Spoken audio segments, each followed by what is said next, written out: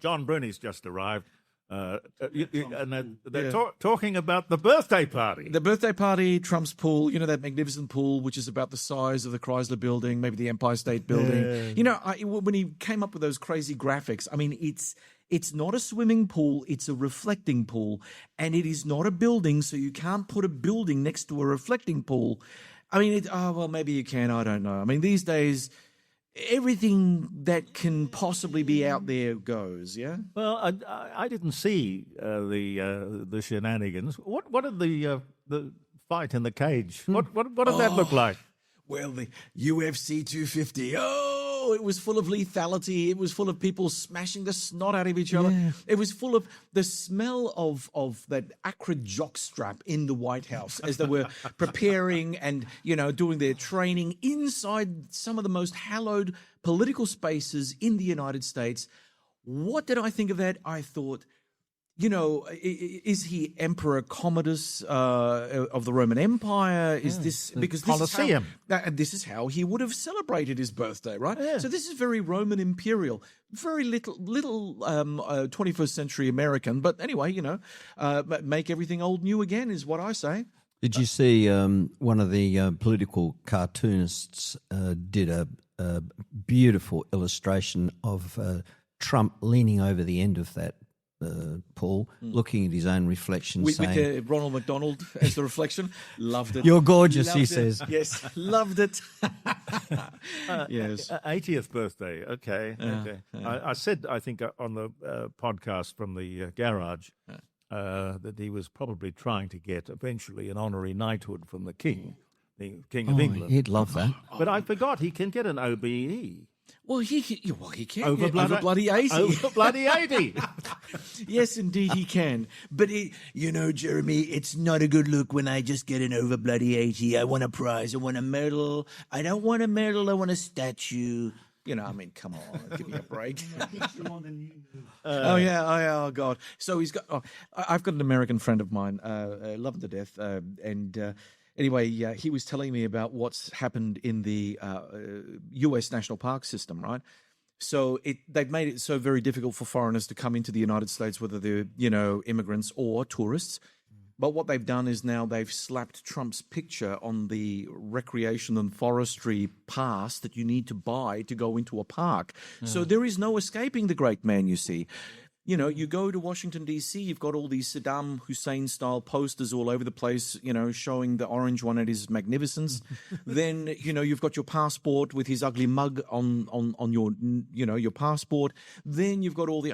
And look, okay, I get it. I get he's a narcissist. I think that we don't need any more evidence to show that he's a narcissist. But where is the restraint in the system? Why can't people just turn around and say, Mr. President, I think this is a really stupid idea, and our system is robust enough to push back on this. Now, I suppose the only good thing about that, and just for people, is that the Trump Kennedy Center is now reverted back to the Kennedy Center. I suppose you could say that that's one great pushback by the system, but it's one, and we have to push back on many different fronts. But he's surrounded himself with sycophants. Yes. I don't understand why every time he makes an announcement, he's sitting down like the king, and he surrounds himself with 20 or 30 sycophants. Well, he's sitting down. It's pathetic to watch. At the moment, he's sitting down, Gary, sleeping. Oh, is that it? Right, and then the other people are talking. Excuse me. Yes, I misread the room, as it were. Now, this 14-point understanding that's resulted in the last couple of days. Yes. So we now know what's in there and what isn't in there, and it seems to be wildly open to interpretation.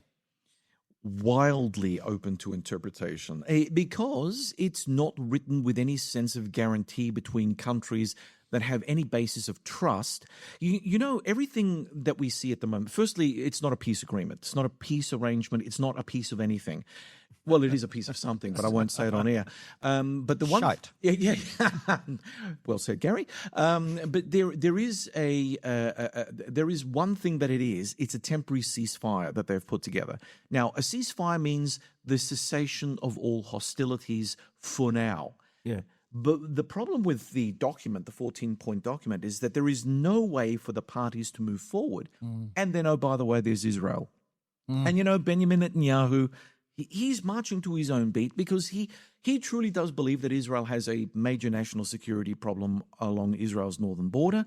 He sees Lebanon or southern Lebanon, where the home base of Hamas is, as ripe for the picking. They've already weakened Hezbollah quite a bit, and now he's just declared that he's taken 10 kilometers of southern Lebanese territory, and that becomes a buffer zone, which is effectively a land grab. So because that land that goes to Israel now will never go back to Lebanon, right? So we're going to start seeing some very interesting things happen in the Levant, which will have a direct impact on those 14 points, because of course Israel and the United States jointly went into this war together. So if they need a ceasefire, both of them have to agree to the terms of the ceasefire. If one of them breaks it, the ceasefire is over, we go back to normal. I can't see how President Trump can claim any victory, any comfort even out of it. What does he get out of it? Well, he gets to stop the war and walk away. Well, he gets to stop the war and walk away, Jeremy. That's all he gets. Too hot in the kitchen, so he's out of the kitchen. If he truly wanted to be a man of his word to the Iranian people, he would have boots on the ground helping Iranian opposition groups, armed Iranian opposition groups, might I add, go after the Ayatollahs and the IRGC. This is the nightmare scenario that Trump, for all his bluster, cannot do, because he knows that will destroy whatever little legacy he will have left at the end of his term. If all of a sudden by the end of his term he's got 100,000 boots on the ground in Iran taking fire from left, right, and center, and the Iranian opposition floundering around, not having a plan of how to get rid of the odious regime sitting in Tehran. So basically he went into this war with no plan, and okay, maybe a little later in the war, he's thought to himself, well, okay, I've got no plan. I'll get out and everything's okay again. We'll go back to normal. So not even no exit strategy, but no plan whatsoever. No plan whatsoever. Not for helping the Iranian opposition, not for getting rid of the Iranian authorities as they are currently structured, nothing. It was just a wish fulfillment list. I was speaking to someone pretty senior in the defense realm in Europe about a week ago, and he said, "Look, John, I know from my American colleagues that Benjamin Netanyahu sent a memo to Donald Trump, and Donald Trump just swallowed it hook, line, and sinker. So if it was that simple for the Israeli prime minister to con the Americans into a war they were not really committed to fighting to the bitter end, what was this all about?" Now, okay, one could say, yeah, but John, there were only light casualty, 500 wounded and maybe 13 US service personnel killed. But just imagine for a moment in my counterfactual universe, had this war not happened, those people would still be either uninjured or alive. And, oh, by the way, those billions of dollars squandered on first-rate, these exquisite military systems that we shot down really cheap Iranian drones and missiles with, they don't come back on stream for months, if not years. So if, for instance, the Russians or the Chinese decide to, blow up the red balloon tomorrow over Taiwan or over the Baltics or whatever, with what exquisite weapon system will we go into this war with when at least a third, as far as we understand, of all these American Patriot batteries have been fired off in defense of the Gulf states? I don't know. To me, it sounds like a disaster. I mean, the lack of common sense, the lack of planning, the lack of any form of anything. And I mean, look, the Americans have never really been good war fighters. I'll put that out there, right? I know that I'm going to cop some flack for it, but name me one war they've won since 1945. No, and even in 1945, the Americans tend to overdo their own sense of fighting, but all the allies, well, they don't exist. I mean, you just look at the way that Hollywood depicts World War II. It was only the Americans front and center fighting the Nazis. Yeah. It was not the Soviets. It was not any European. It was the Commonwealth. What's that?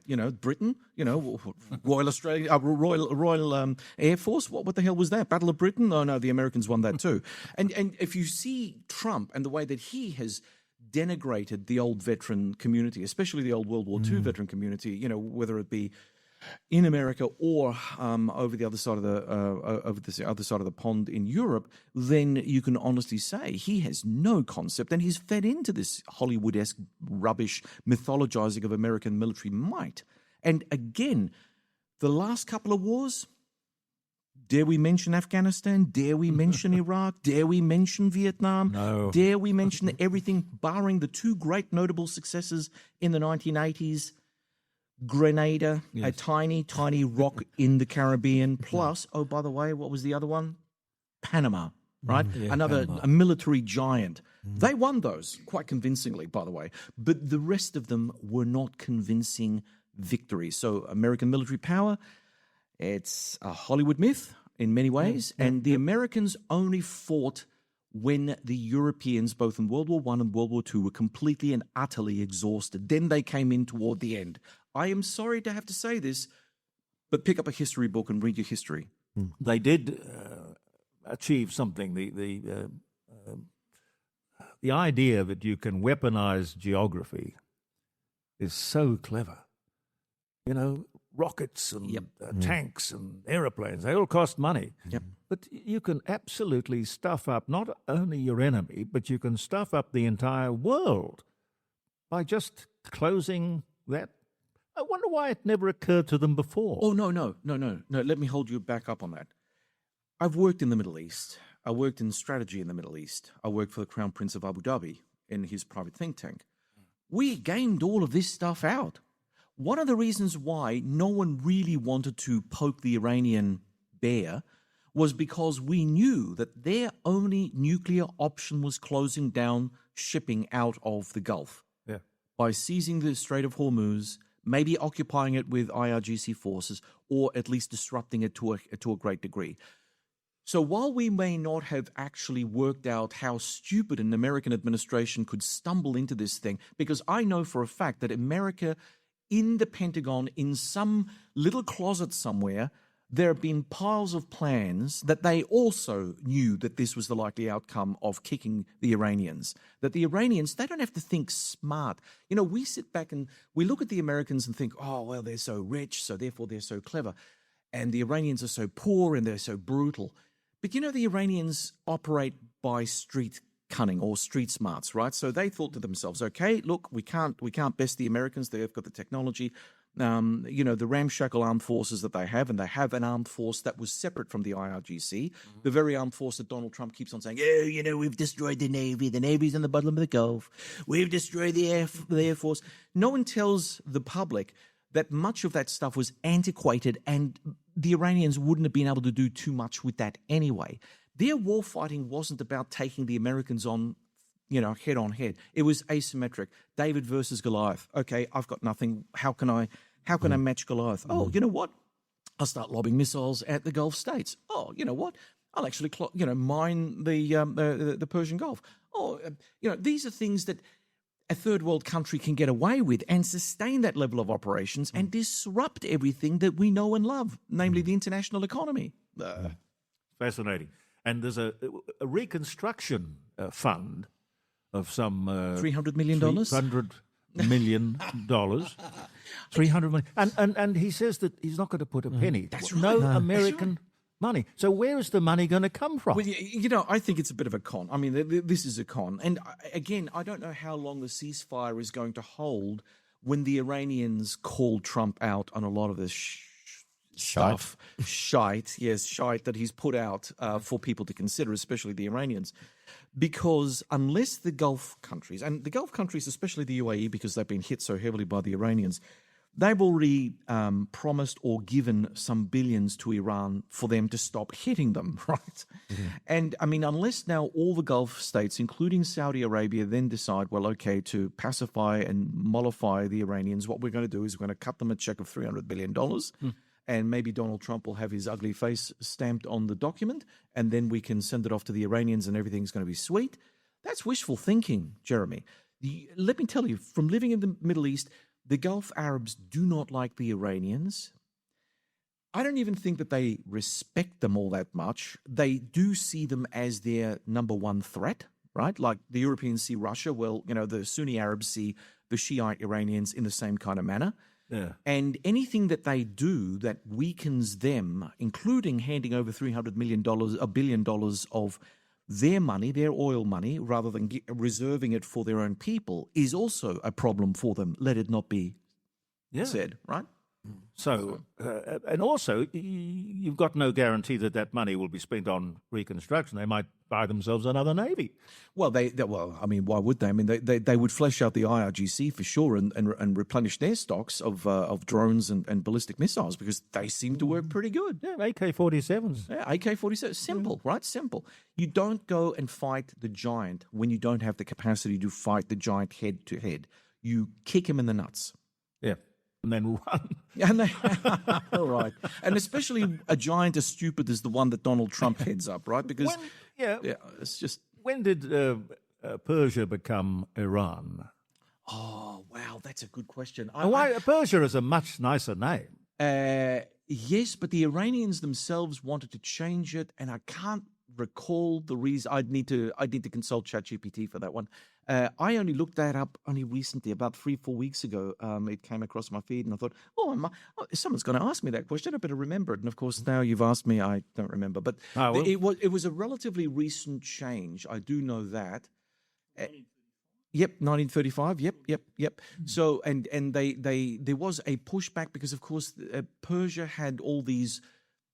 The notion of Persia was old, corrupt, and all that kind of stuff, and they wanted to modernize their country at the time, so they thought that they'd move forward on that. Yeah, Shiraz is a beautiful city, apparently. Shiraz, and the grape is lovely too, and the grape does come from Shiraz. So that's where it does come from. It does. It does. That's fascinating. Most of our South Australian wines are derived from Iranian grapes. What about this $100 million that they've announced this morning? We are going to send the Australian government, we the people. Yep. They're going to send that to Ukraine. Yep. Totaling up, I think it's 1.2 billion that we've given in cash and kind. Yep. Is that a good thing? Okay, so there are two answers. There's the analytical answer. There are 3 answers. There's the analytical answer, the political answer, and do I think personally it's a good idea? I'll start with that. Yes, I think it's a good idea. Why? Russia is no friend of the West, is no friend of Australia. And, if the Russians win in Ukraine, it's going to change the balance of power in Europe against our major trading partners there, and I think that they need to be stopped. The analytical question would be, well, yes, it's about allocation of resources, and those resources could be well spent at home, and if we spend everything that we spend overseas at home, we'd be in a better position. That's not necessarily true, Jeremy, because you know as well as I do that the local government authorities, state and federal level, do not spend the public coin wisely. So I would rather, $1.2 billion, which is actually a small bit of money in the defense realm, to stop a major change of the balance of power in Europe from happening, than having that $1.2 billion, that same amount of money, being squandered by local politicians on projects that never get off the ground, which is something that we're very good at doing. Yeah. Green hydrogen comes to mind. Well, that's exactly right. And then there's the other aspect, and that is from a strategic perspective. If you give your enemy the capacity to take an advantage of you, if it all goes to custard and we actually have to then send our forces to help our European allies in an actual shooting war in Europe, it's going to cost us 100 times more than $1.2 billion. $1.2 billion to help the Ukrainians help themselves. Because, Donald Trump makes this big deal about, allies are all free riders, And okay, so he, said to Zelensky doesn't have the cards. But those Ukrainians know how to fight, and all they need to do is have a little bit of support, a little bit of money on their side, and then all of a sudden things can happen. And as you can see, the front has not only stopped still, so the Russians have no real advantage, but the Ukrainians at the moment are pushing back with a massive counteroffensive. They're actually taking back Ukrainian territory occupied by Russia, as well as bombing Russia and St. Petersburg being Putin's hometown. And that sends a huge political message to disaffected Russians who say, why the hell are we fighting in this stupid war anyway? Well, it didn't seem to me to be anything that the Russian people decided to do. It was purely a personal decision of Putin. Well, autocracy is the thing these days. You've got a politician who thinks they're whatever. They make the decision, and we go to war, and we have to suffer the consequences, and it has to stop. We are now not in the 1930s, not in the 1940s. We have history to learn from. We should not repeat the mistakes of the past, and yet somehow we are repeating the mistakes of the past. Yeah. Go figure. Gary was telling us earlier that he has a friend who bought a Russian submarine for $1,000. He bought one for $1,000 from the Russians, and it was a nuclear submarine. No, it was they did a deal, and my friend insisted it be a diesel one, but the first one that turned up was nuclear. Gosh. And they sent it back. This is a true story. Why didn't they give it to us? Yeah. We need it more than anyone else does, allegedly. No, absolutely. Yeah, it's a true story. Wow. Yeah. Well, I've got a lot of souvenirs at home from that submarine, belts and badges and all sorts of stuff. Yeah, you never have to look for them in the wardrobe. Yeah.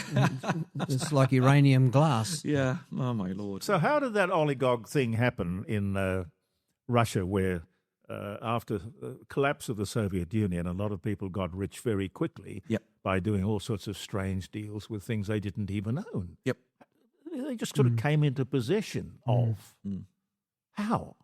Well, because the entire governing structure of the Soviet Union collapsed. There was nothing preventing the rich and the powerful from basically raping and pillaging the corpse of the Soviet Union until the likes of Putin came in, because you remember that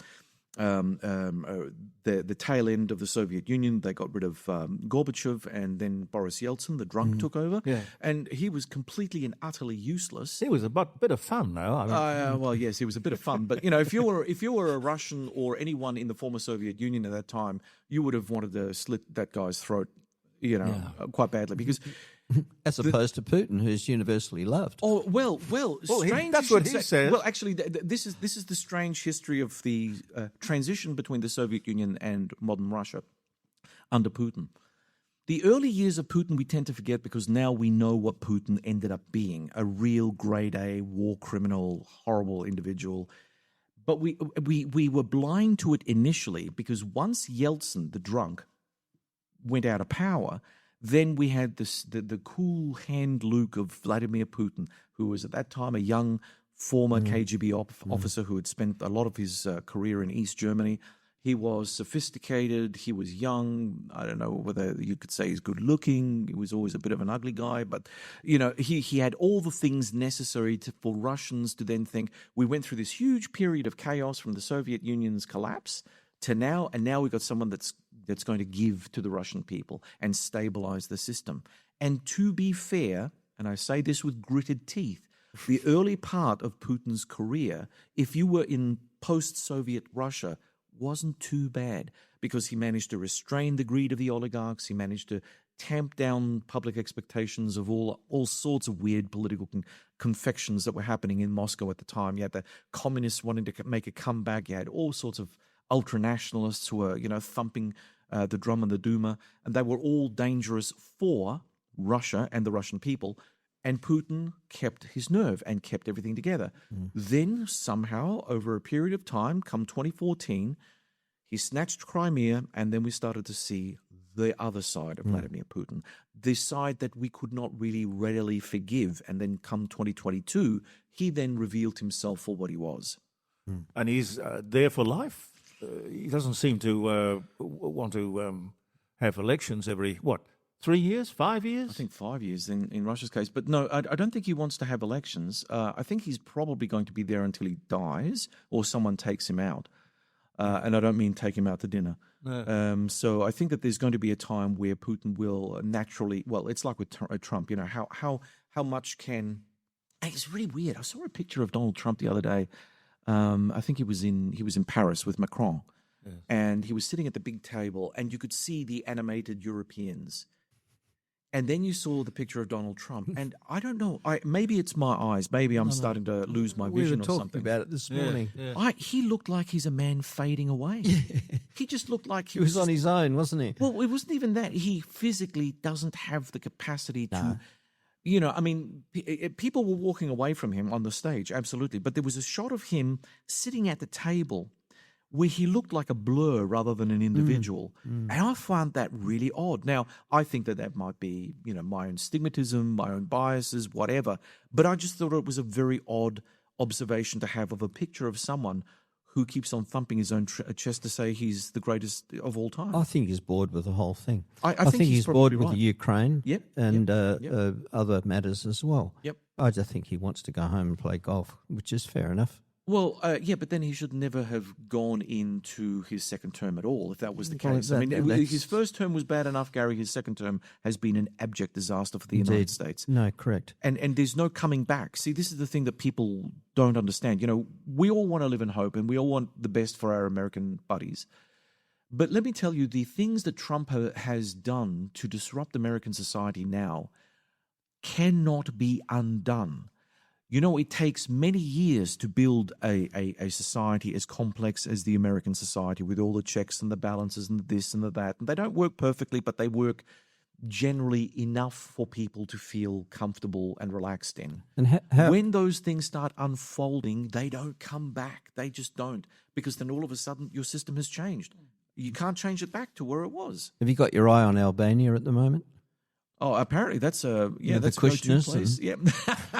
Isn't that hilarious?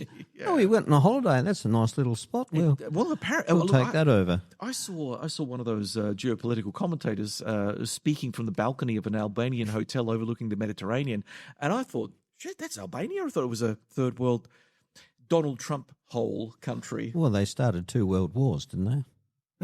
How you can tell. I wouldn't upset them. You know how you can tell a Albanian diplomat? You see him at cocktail parties. He moves from potted palm to potted plant, making use of all the natural cover he possibly can. Can you stay a little while? Little while, yes, thanks. Dr. John Bruni from Sage International is with us.